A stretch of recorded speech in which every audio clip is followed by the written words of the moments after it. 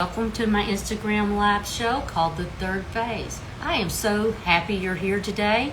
I'm Lori Carpenter, interior designer and founder of The Third Phase, and I go live every Tuesday at 12:30 Central Time, where I have a deep conversation with inspiring guests about things that matter most to us in this season of our life. But first of all, I want to thank our wonderful sponsor, Life Ballet. Life Ballet feels that life is full of possibilities, and your home should too. They have stunning finishes, and they have custom inlays. So they have designed these incredible grab bars for your home, for freedom, for style, and for safety in all phases of your life. And if you would like to learn more about Life Ballet, go to lifeballet.com. And if you're 60 plus, you may be like me, dealing with many aspects of this season of your life. Dealing with aging parents, a home that you want to look beautiful, children, grandchildren, all while juggling a full-time career. It's challenging to say the least, but together we'll navigate this and lift each other up and help each other navigate this. So grab your lunch and grab a friend, and let's dive in, because today I have a wonderful guest that I just can't even begin to tell you how exciting. He's got a new book out called The Light Doctor. He's also known as the Circadian Doctor, and he is a world-leading expert in circadian clocks and health problems caused by electric light. This book is very enlightening. I recommend you get a copy of this, but you need to know that Dr. Martin Moore-Ede, our guest today, was a Harvard medical professor that studied and located the suprachiasmatic nucleus, big word for a little small town girl, but also known as the SCN, excuse me. And so we'll get him to explain a little bit more about this. So let me bring my guest on and let's let him join in.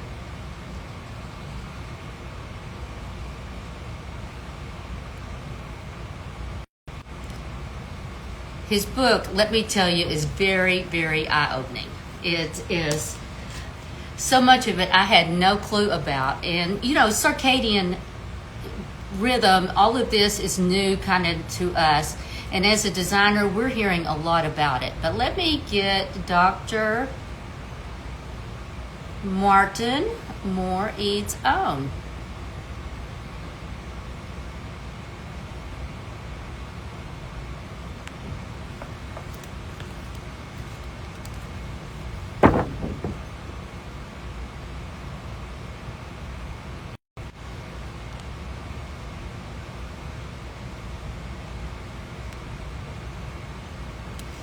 Let me get a drink of water. And I want to invite you, if you have not joined my Instagram, my Facebook group, I recommend that you do so. That's at facebookgroups.com/groups/The Third Phase, where we will carry on this conversation.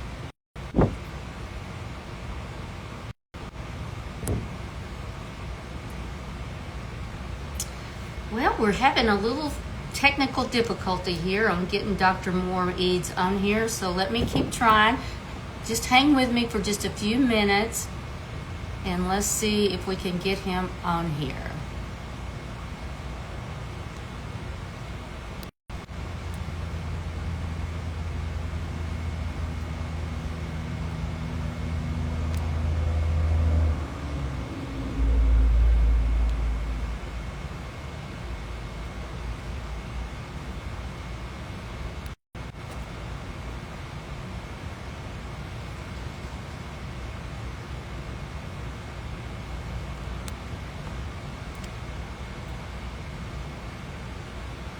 Has anyone out there heard of the Circadian Light Research, anything about it? If you have, just pop a note in here and let's discuss it a little bit while we're waiting on Dr. Eads to get out.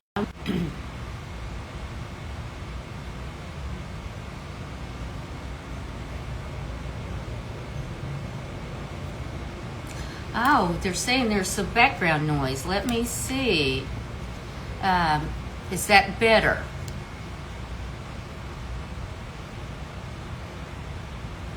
As we're getting on here, let me see if Dr. Moore-Ede is available to join us.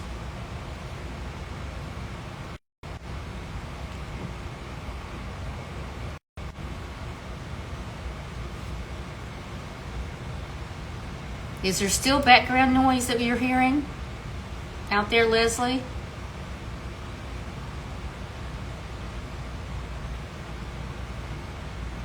Ah, here's our circadian doctor right now. Let's get him on.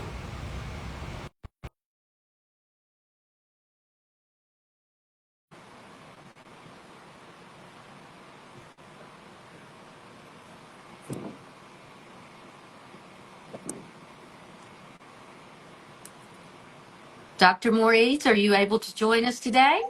There you are. There I Hello. am. Okay, hello there. Welcome. It is wonderful to have you on the third phase. I'm Lori Carpenter, and now we've never met in person, but I must tell you, I have quite enjoyed your book. It's quite eye-opening. Good, good. I hope so. Plenty of issues about light and how important I it is for our had lives. no clue. I had Yeah. absolutely no clue.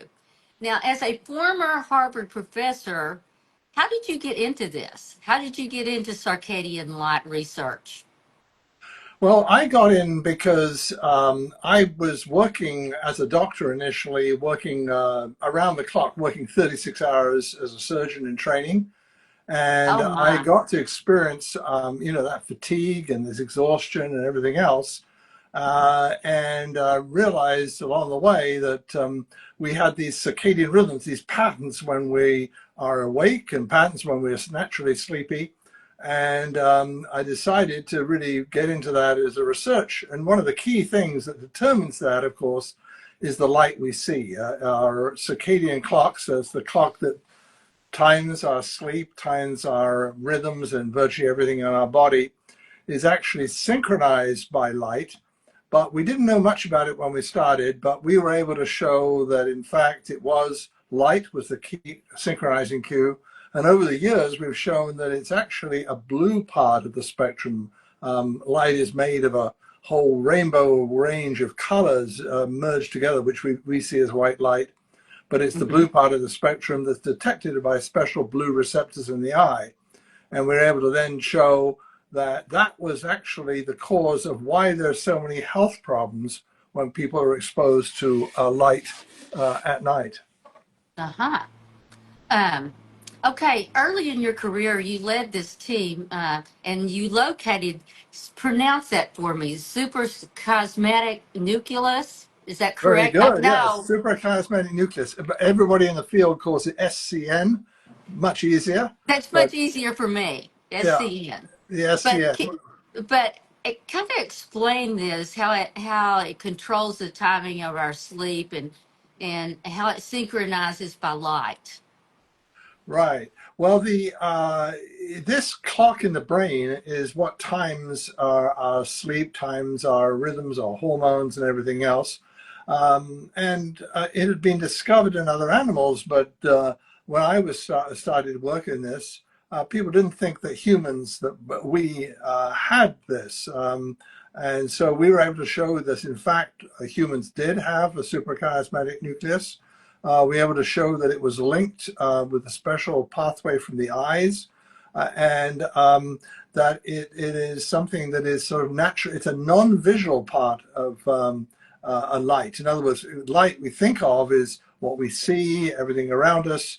That's through a once pathways that go back to the back part of our brain, the occipital cortex, where we envisage things.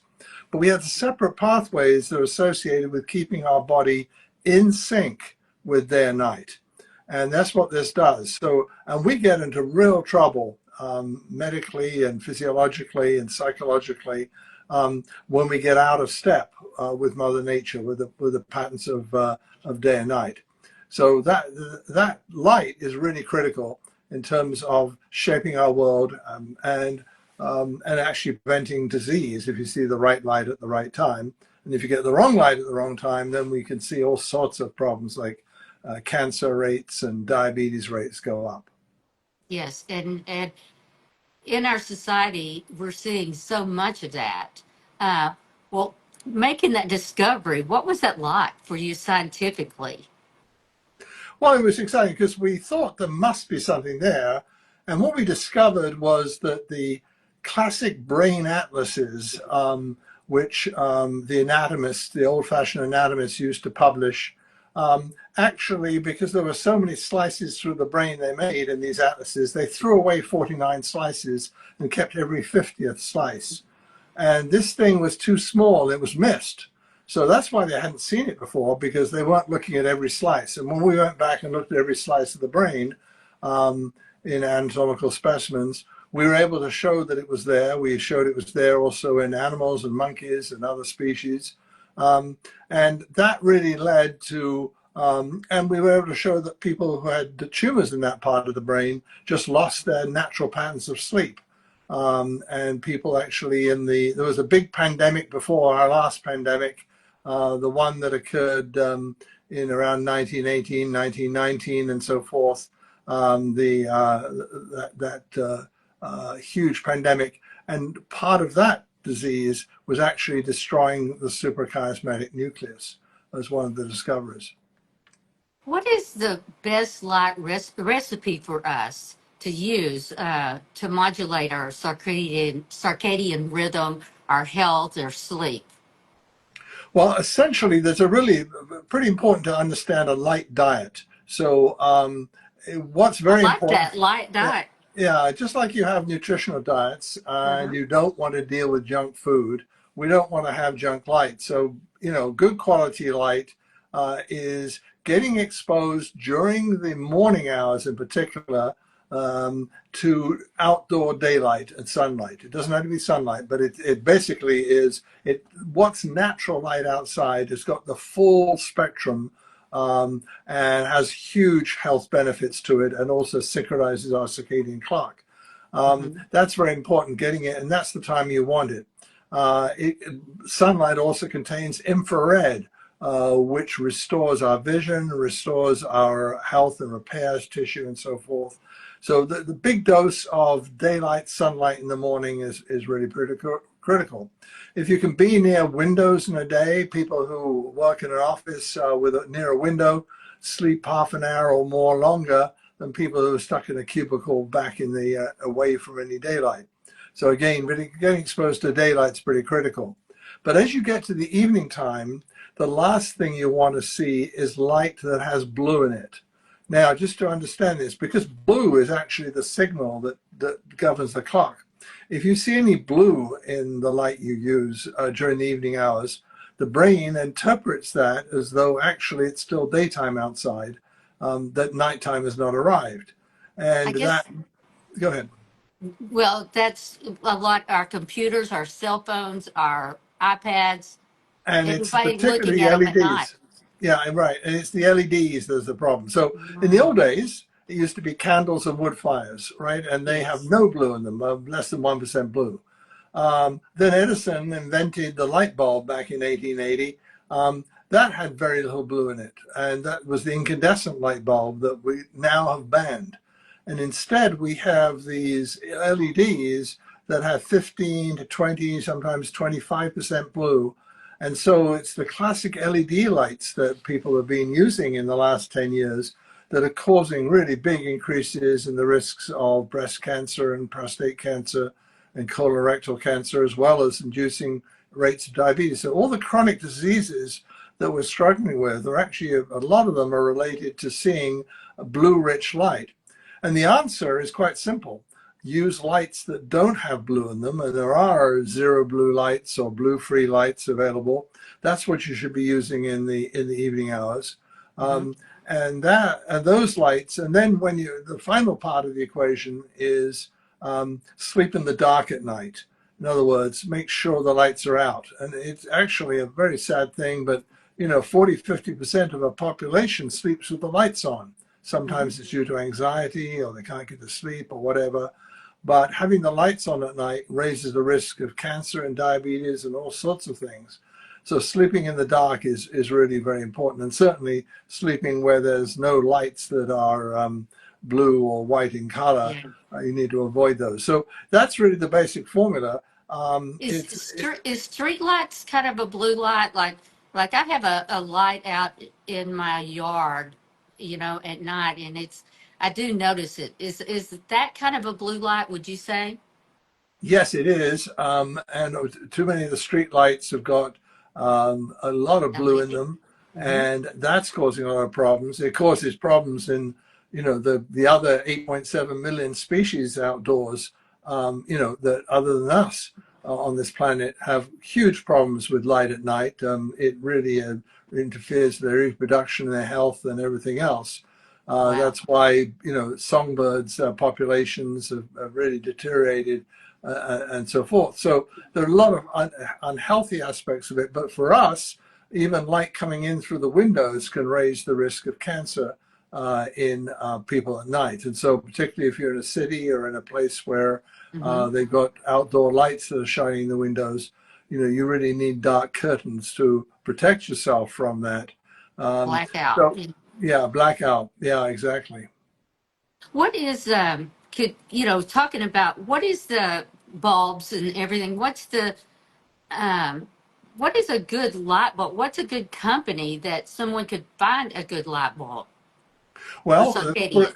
for example, Sora has a company. It produces zero blue light bulbs. How's They're that also, spelled? and that's SORAA. They've got a zero blue bulb, for example. There are Okay. also bulbs that are, and a company called Chorus, KORRUS, has a new lights coming out, which automatically go from blue rich, which you need during the day. You want the blue during the day, to blue free at night. So those are the sort of, and there are a number of other companies out there selling it, but you've got to make sure that you're not seeing blue light in the evening hours, because that's very disruptive to our health and to our sleep. I have found I do love to turn my lights down really low at night. Not have any bright lights if at all possible, and watch very little TV. Try to read or do something with enough light to see. Do you feel that's correct? Yes, I think turning down the dimness helps too, because it's also it's the spectrum of light, what it's made up of, but also the brightness that matters. So I think dimming down the lights also helps to reduce the risk in the evening hours. I mean, we were not designed to have bright blue light in the evenings, and so and that is, and there are some people more sensitive than others, but it suppresses melatonin. Melatonin is an anti-cancer hormone. It suppresses cancer. It disrupts our insulin and therefore causes diabetes.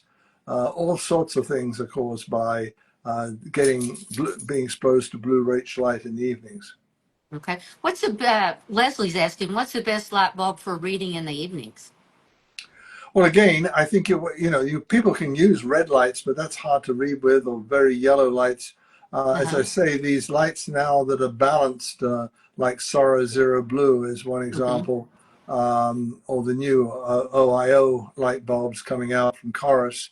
And there is no blue lights. There are other companies that are selling lights with no blue in them. But that's what you want to look at, is have lights that are comfortable for reading and, doing your normal duties. Correct. And so, and don't produce too much abnormal light.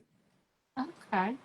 Well, I know you published over 160 scientific papers and uh, about sleep patterns, and it shows the impact on our health.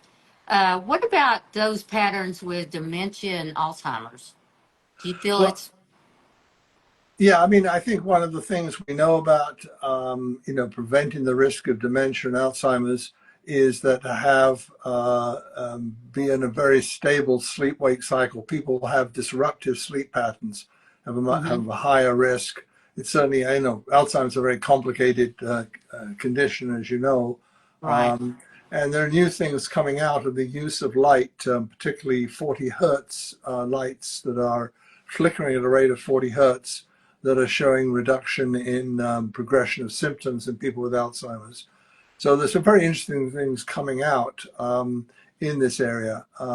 But certainly Alzheimer's and other diseases, psychiatric conditions, and it matters, and getting that morning sunlight. I'll tell you one anecdote, not anecdote, but several studies have shown that if you admit patients who've got anxiety and depression into a hospital, psychiatric hospital, and one side of the building has windows facing east and south, so they get the morning sun, and the other side has windows facing north and west, so they don't get the morning sun, the patients, same treatment, same drugs, same doctors, get out in half the time if they're exposed to that morning sunlight. Amazing. So a huge So effect of that morning benefit. Yeah.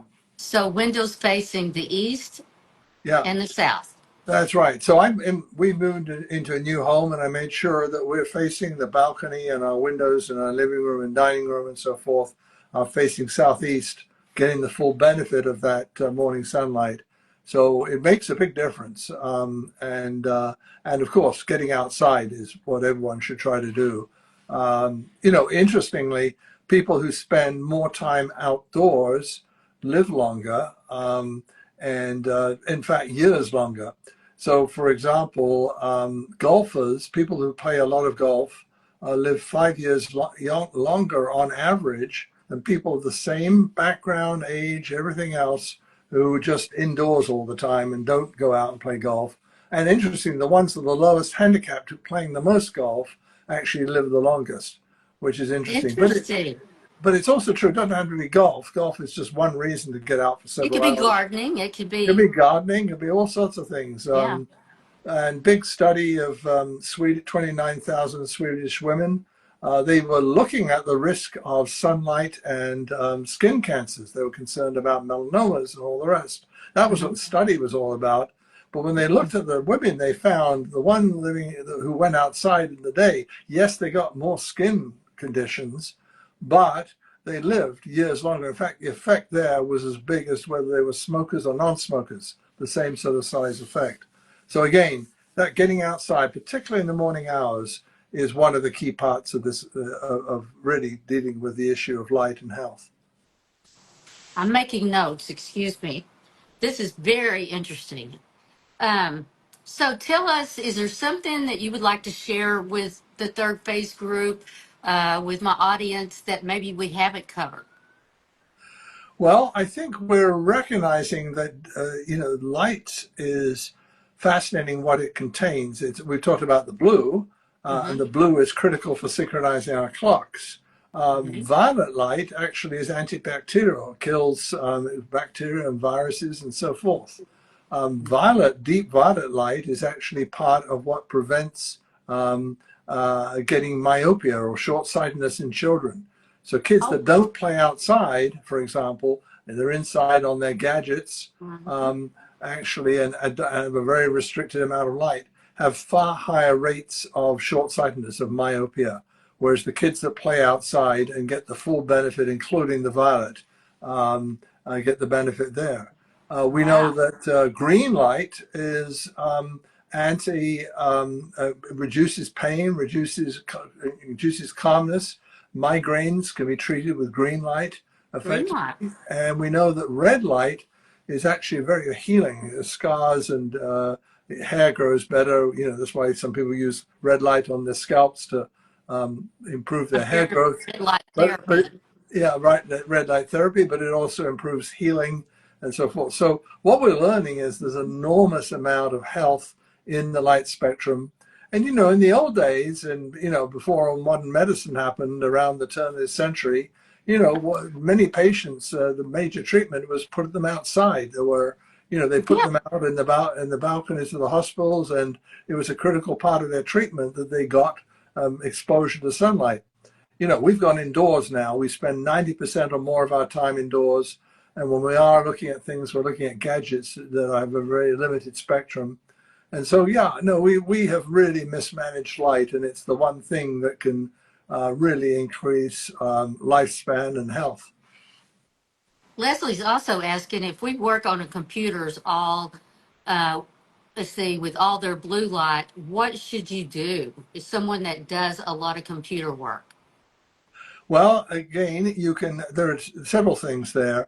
In the daytime, having that blue is not a problem. In fact, blue light is healthy for you. But if you're in the evening, then one thing you can use is blue blocking glasses, but make Hmm. sure they're blocking the right blue. There are a lot of people claiming to have blue blocking glasses, but if they look pretty clear and attractive, a little blue tint to them, they're actually not blocking the right blue at all. The blue you need to block is one where the glasses actually look rather orangey, yellow-orange in color.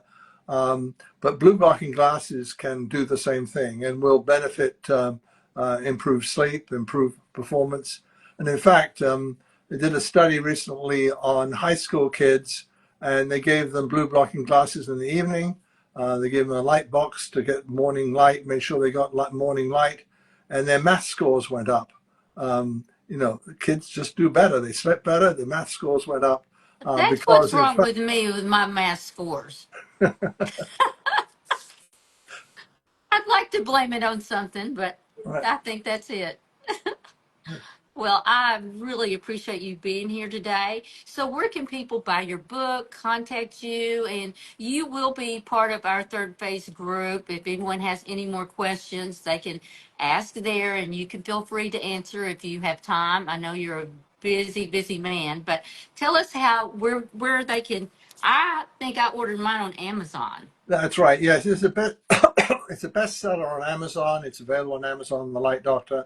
You can also get it. Many bookstores will stock it or get it for you as well.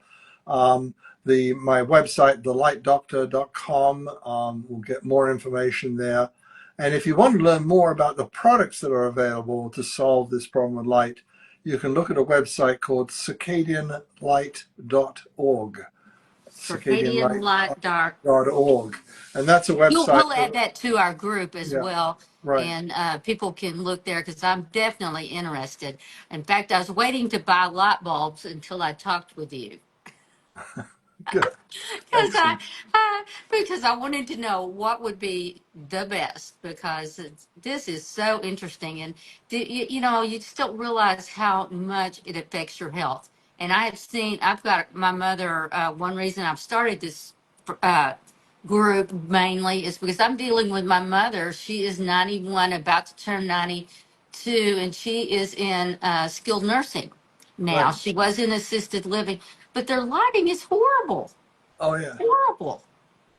And even I, not having studied it, know that, that I have even talked with them about their deal is let's put some LED lights in, which is okay for in the morning, Yeah. but at night we Yeah. need something different. And they've shown that, in fact, did study in assisted living homes where they put circadian lighting, the lighting that varies, so it's blue during the day and it's blue free at night. Yeah, They've shown the number of falls drops dramatically, which is a big thing it in nursing is. home situations.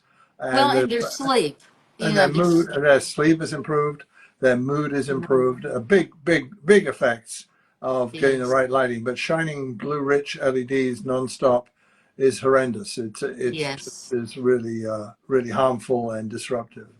Yes. Well, what thank you so much for being here and taking the time to talk with my group.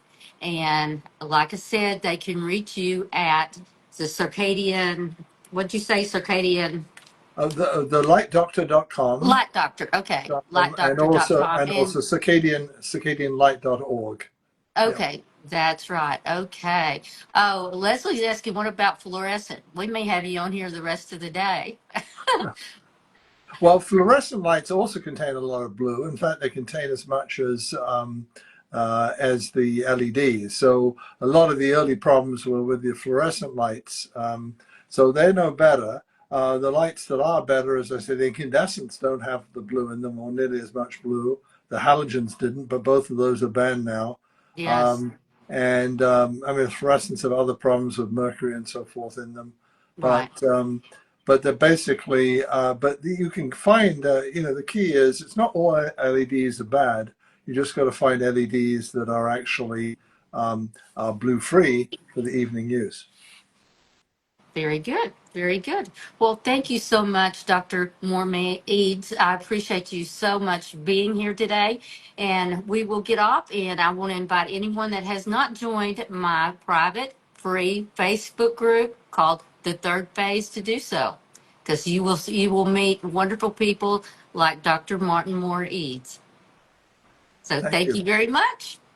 Okay, bye-bye. Bye-bye.